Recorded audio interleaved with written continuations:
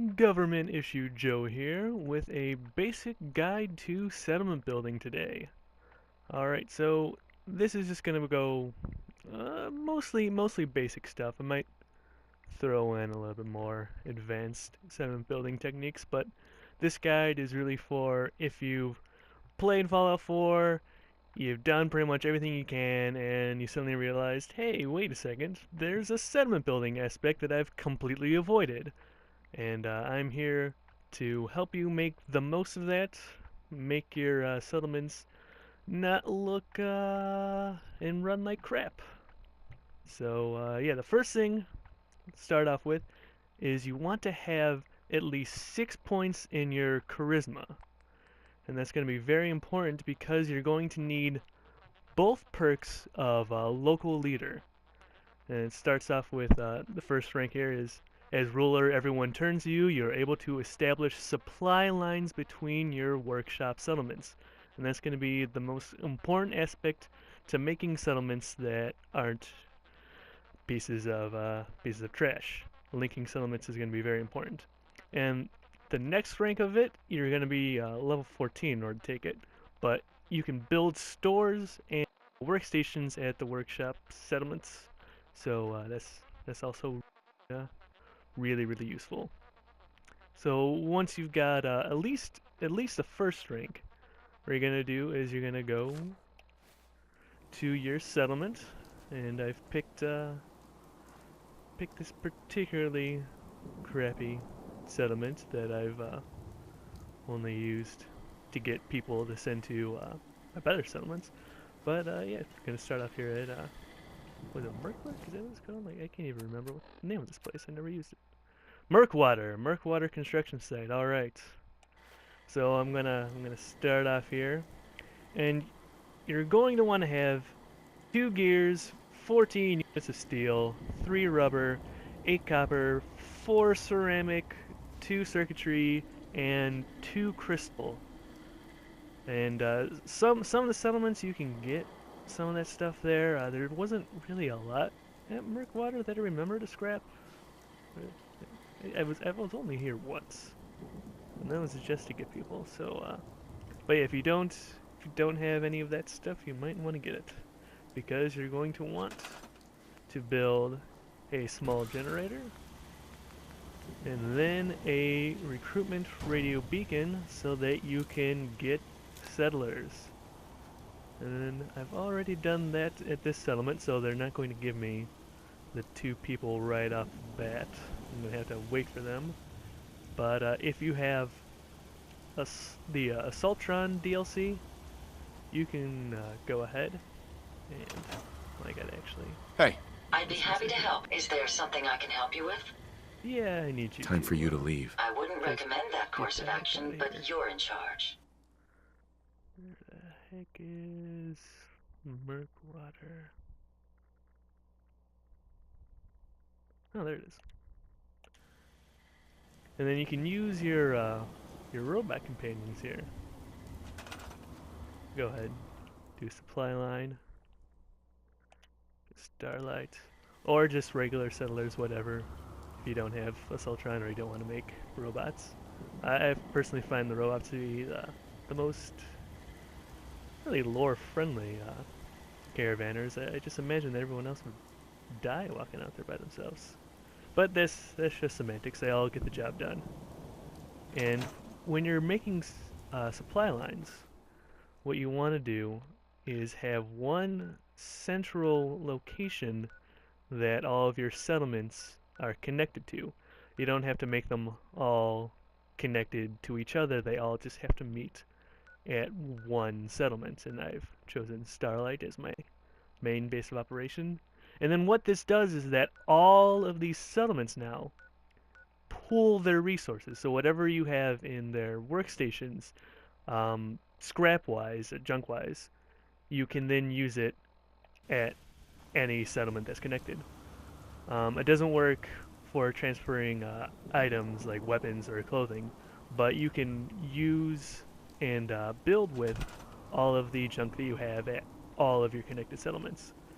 So now I can pretty much build whatever I want because yeah, I have a lot of stuff.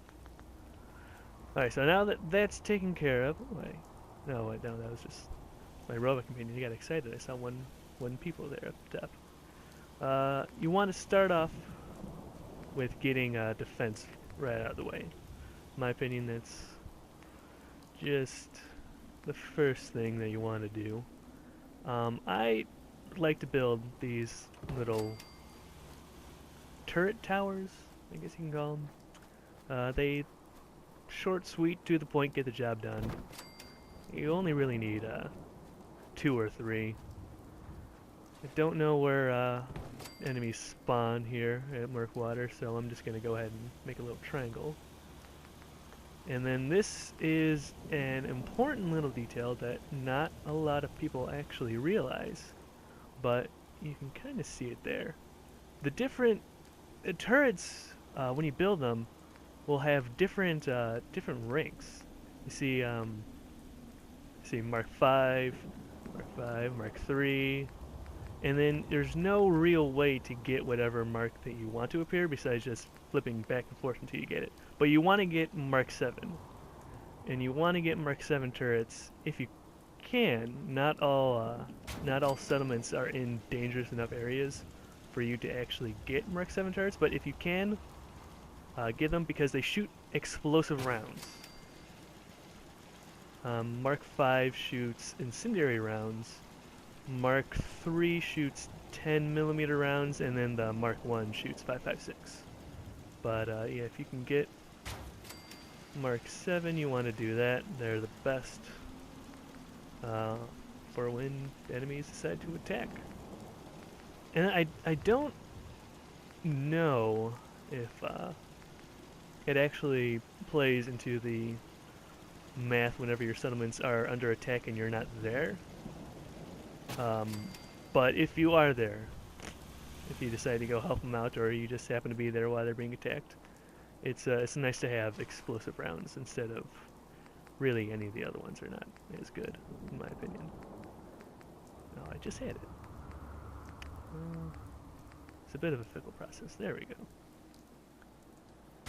And then yeah, just go ahead and no, I can't see it. Throw up 4 turrets per tower right on the corners. And then this will give you a high enough... Oh, it's already highlighted. A high enough defense stat for your settlement that it should succeed 9 times out of 10 if you decide to not intervene, because regardless of what Preston says, you got better things to do with your life than help out every single settlement in need. And you can see, you really don't need to dip into these other turrets. They're really good for looking cool, number 1, and number 2, like the missile turret provides 15 defense just by itself. But most bang for your buck, these heavy machine gun turrets, they get the job done. They'll get you the defense stats as well as actually defending your settlements. Bang for your buck, and it's not all bark, they do bite.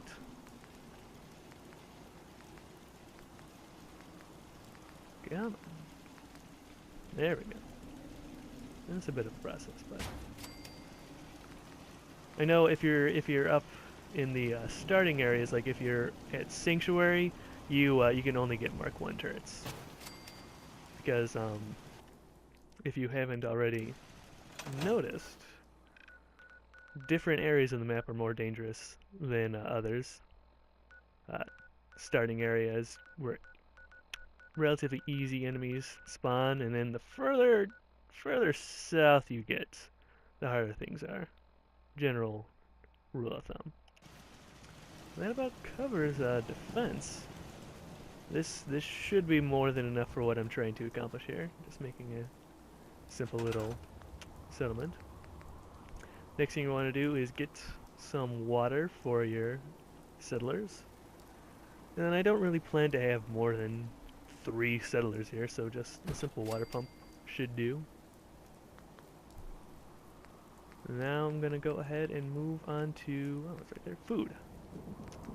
And this is just another little thing that you may not know, but each settler can be assigned to 6 units of food. And for the most bang for your buck there, you want to use the mutfruit plant, because it produces 1 whole unit of fruit. So go ahead and plant 6 mutfruit trees. And then that will cover all the food that you need for your settlement. And then you're going to want to plant some potatoes.